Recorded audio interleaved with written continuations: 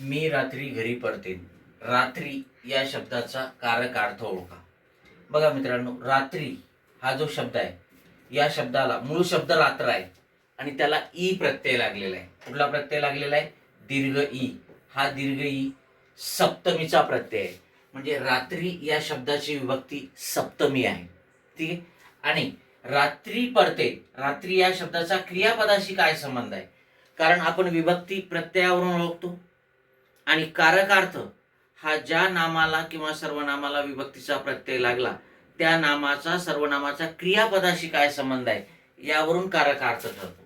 मग रात्री पडते, मग रात्री हा शब्द जो आहे सप्तमीचा, ठीक आहे, हा काय करतो?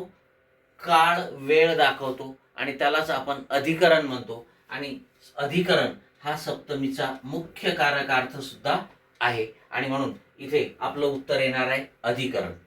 करण हा तृतीयेचा मुख्य कारकार्थ आहे. संप्रदान हा चतुर्थीचा मुख्य कारकार्थ आहे. कर्ता हा प्रथमेचा मुख्य कारकार्थ आहे. इथे रात्री हा शब्दाचा क्रियापदाशी काय संबंध आहे तर तो अधिकरण म्हणजे स्थळ काळ वेळ दाखवतो. ठीक आहे. आणि म्हणून 3 नंबरचा पर्याय आपलं काय असेल? उत्तर असेल. Okay, yes.